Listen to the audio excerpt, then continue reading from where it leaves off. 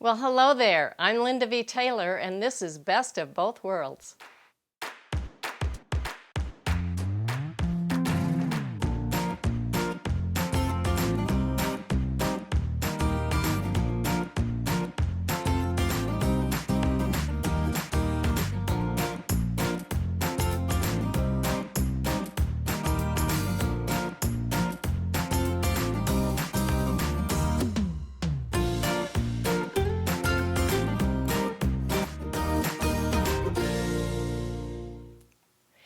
Today, quite a treat. We're working on two quilts.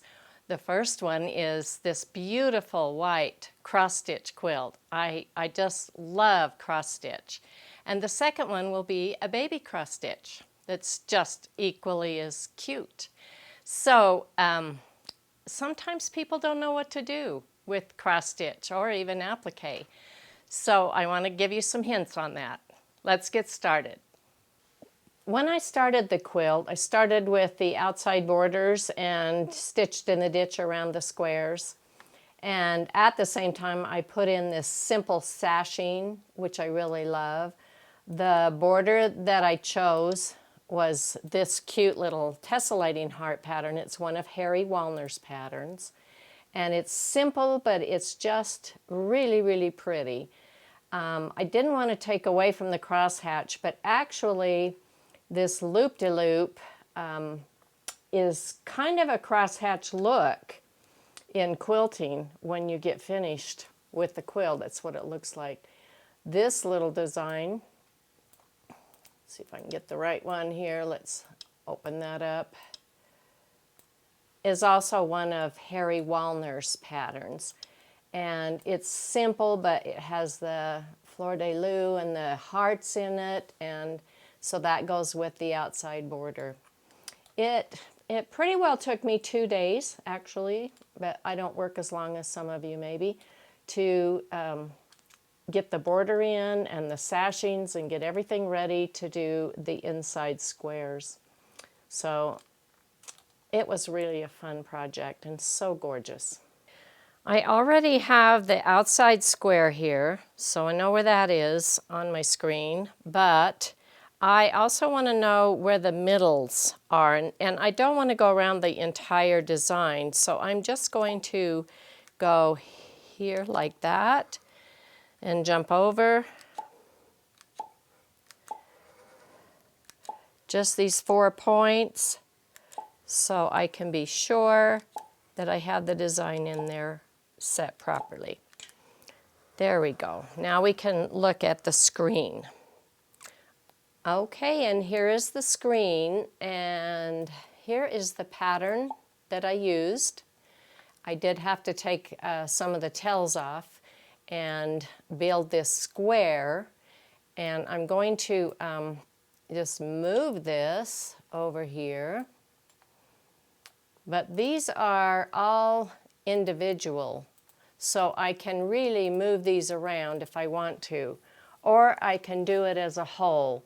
And I'm looking at right here. That's probably not in the right place. Neither is that. So I think I'll just move some of these around. Maybe move this one down a little bit. That's kind of close.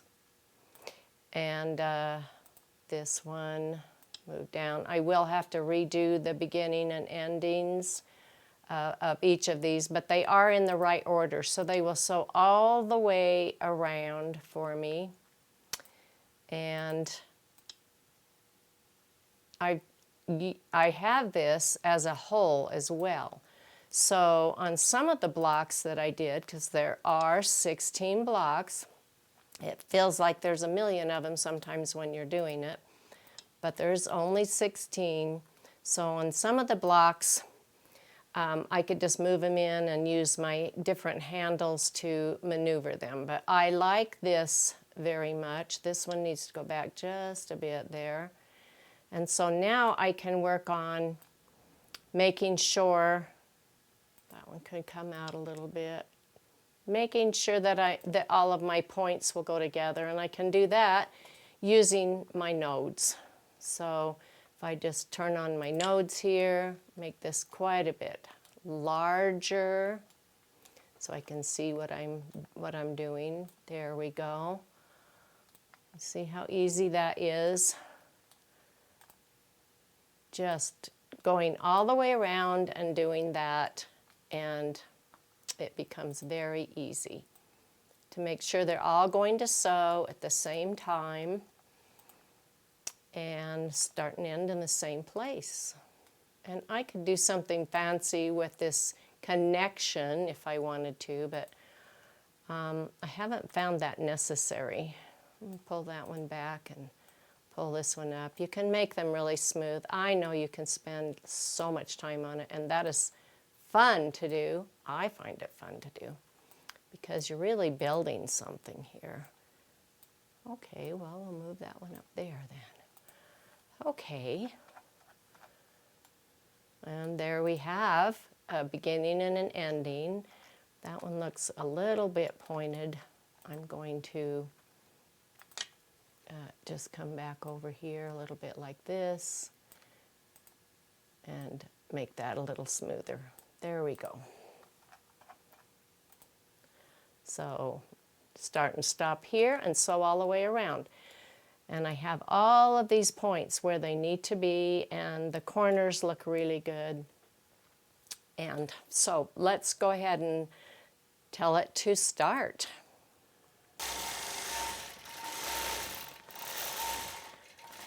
This is, my Statler has been upgraded to the Ascend, and it is sewing at 17 speed right now, and it's just absolutely gorgeous. And get it done. I will tell you that when I have a project like this where every block is the same, I usually time it, and then I can see how long each one takes, and I know exactly how long each block is going to take.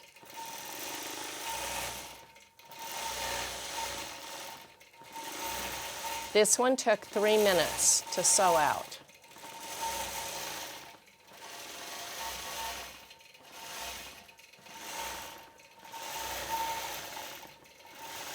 Then if you have 4 blocks across, that's 12 minutes. Of course, you do have some time in between to set them up and make sure everything's in the right place, etc. Still, it gives you hope that you can get the quilt finished.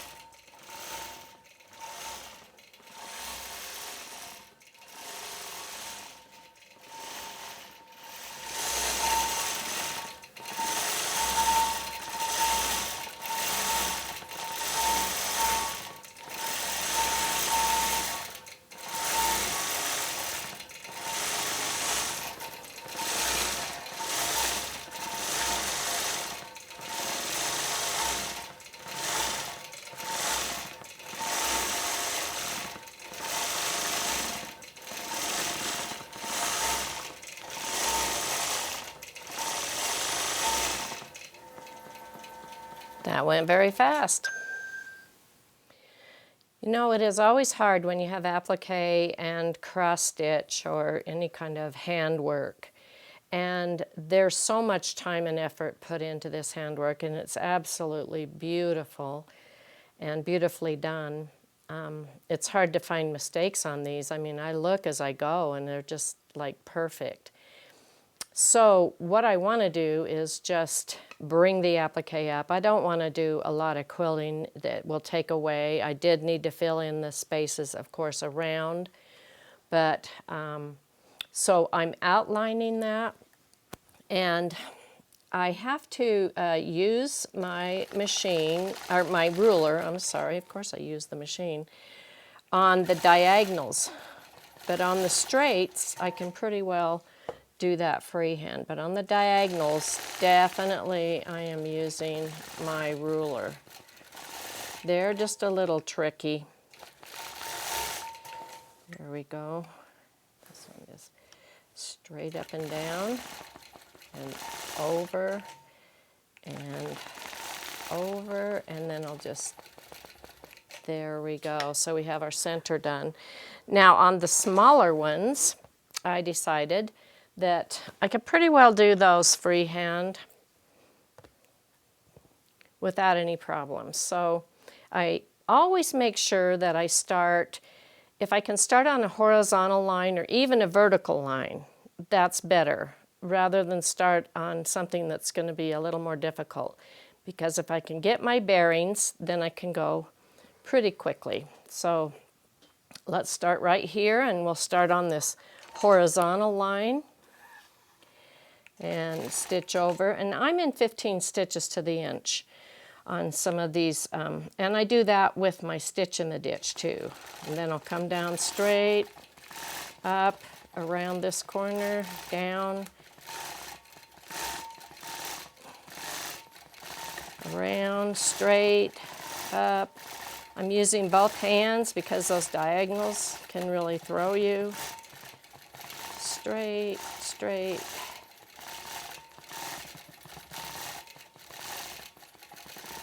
There we go.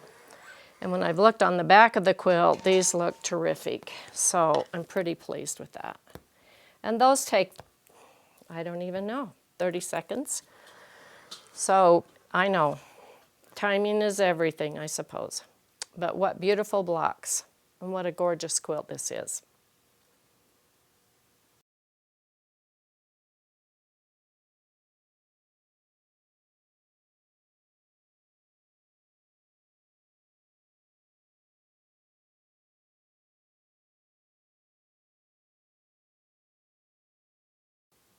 Now we have this one done. Let's start on this cute cross-stitch baby quilt. Let me show you what I've been doing. Here is a snapshot, I suppose, of exactly what I've been doing, where I've been putting the patterns. And I have the frame for one more here.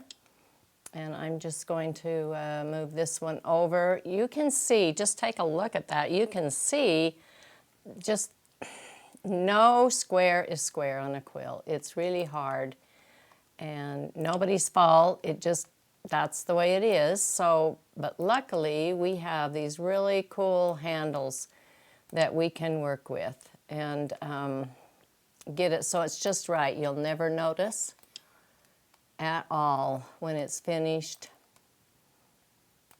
There we go. Sometimes you have to work with it a little bit. That looks good. I like that. Okay, so I will just tell that to stitch this one next, and we will watch it.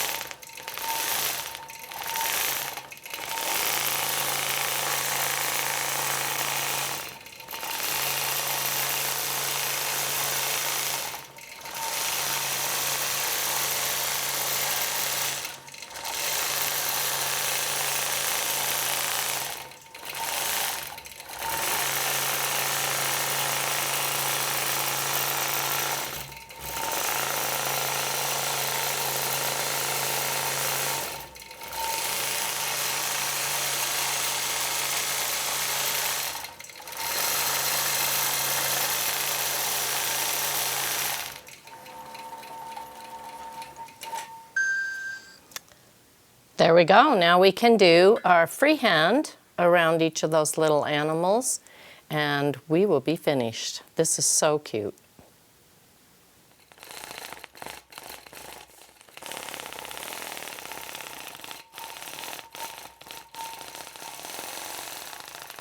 Just going around all of the cross stitch very carefully.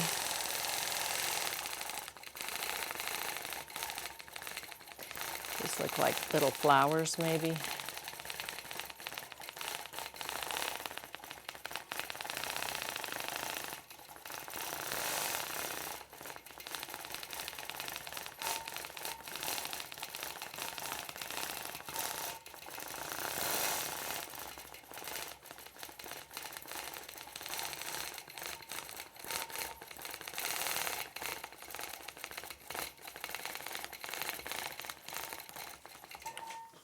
I could do something around the lettering, but it's all different on each one. I'm inclined to just go around the farm animal, and I think that that's plenty for this little baby quilt. This wool batting has been amazing, and it just gives it enough of that poofiness that people generally like in a poly batting, but I don't like to do poly battings on children's quilts. So this wool is perfect.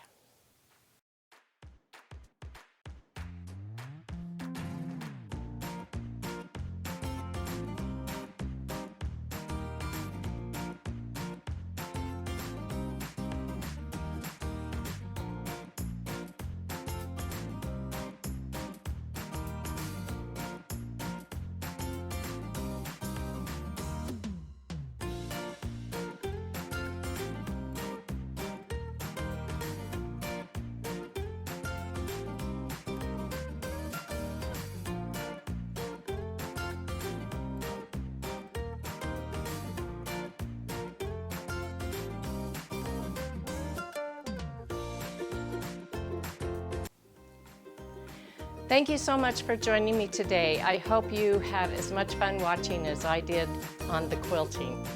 We'll see you next time.